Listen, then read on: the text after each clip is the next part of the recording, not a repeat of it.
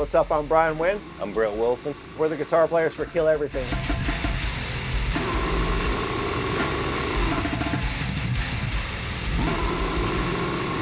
We're going to be doing a guitar playthrough for our next studio release. This is the title track off our album, Headless Cum Dumpster. Will be out on Comatose Music July 25th. So, Headless Cum Dumpster, this single release coming out this next week. Just want to talk about some of the guitar stuff. I've been playing guitar 36 years. I love my 8-string. I love my low tune. We use a drop E tuning, Brett and I. Brett's been with us. He's come back this last year with us, playing on guitar. He was prior to Scorched Earth doing bass with Kill Everything. A lot of the feel with the 8-string guitars is really just not so much the gongy, djent sound or nothing like that. We just love the low end sound that it really brings. We use a lot of 7-string and 6-string riffing on that stuff as well. But as you'll see through some of the playthrough, Headless Cum Dumpster, it's got like an old school feel. I wrote that, we've been performing it for a couple years now. Has a very kind of old school feel to it with just some new school twist really to it. Just really enjoy playing it live, man. We hope y'all enjoy it too.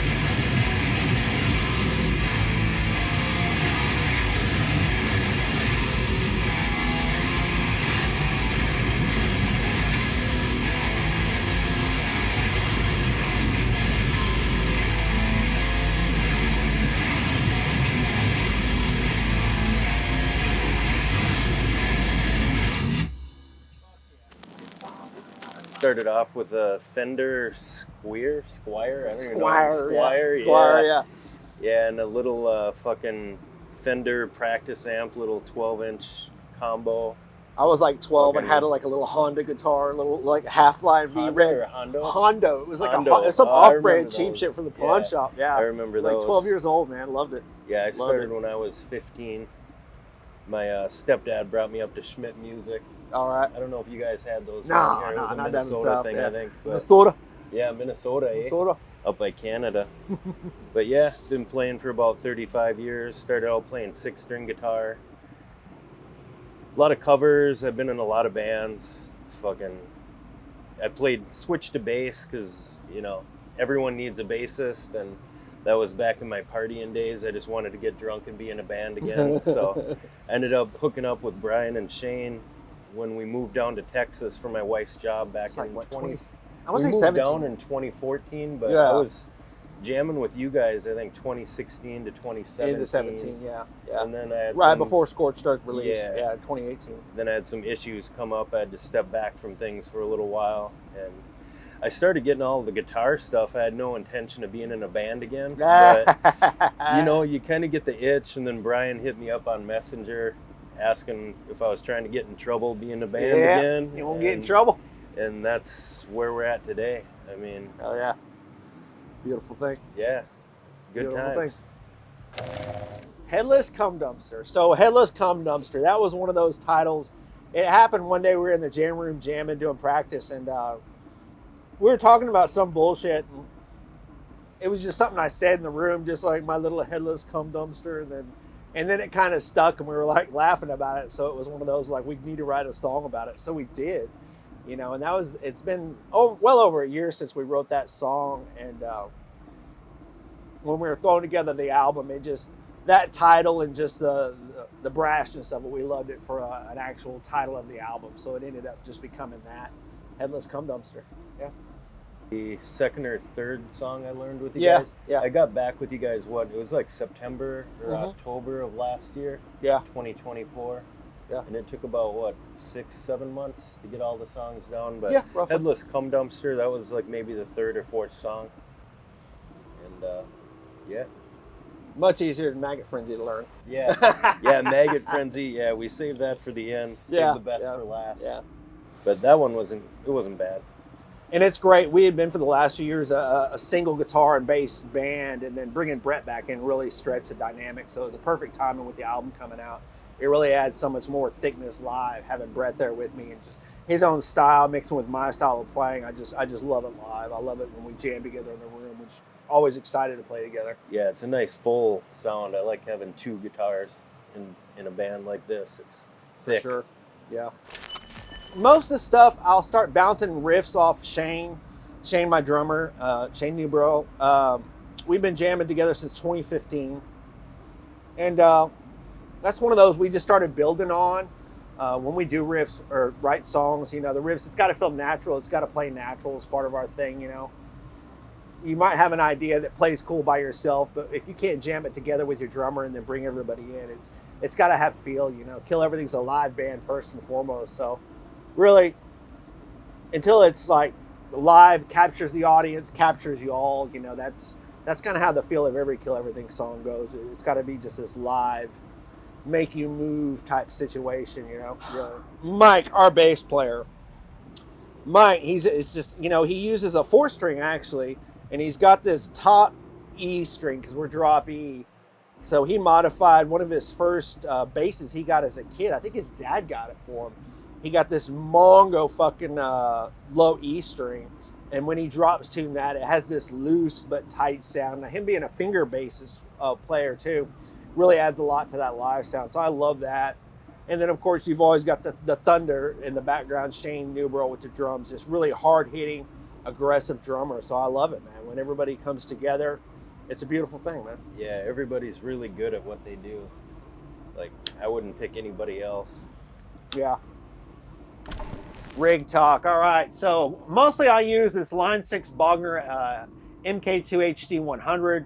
Huge balls on these things. Lots of good tube presence. I've got several that I've used for years, for probably almost 10 years now, that I love them for the meat of the Kill Everything sound. Just using the standard Line 6 cab. It's got Eminence factory speakers, pushes a lot of air, so I love it live and on stage.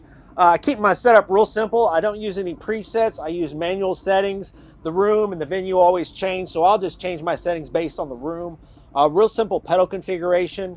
I got a tube screamer in front, do the clipping on that. I actually use an IR pedal that I've been using the last few years. I use a 115 speaker cab simulation basically on that, and then just a noise gate. That's pretty much it for me. Now I've got about 3 different Schecter 8 strings that I use live. This is the one that I actually recorded the tracks with. It's a 28-inch scale.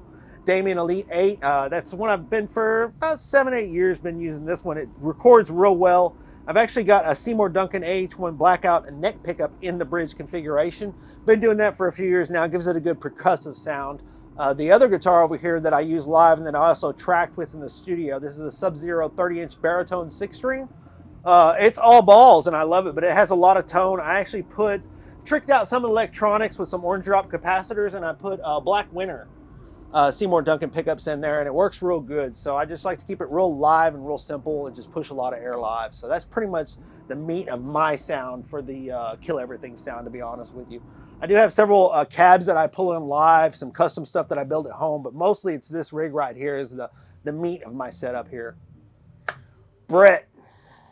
All right, over here I got the Mesa Boogie triple rectifier multi-watt head, 150 watt tube head, going into the Mesa Boogie oversized 412 cab. I think it's loaded with Celestion vintage 30s.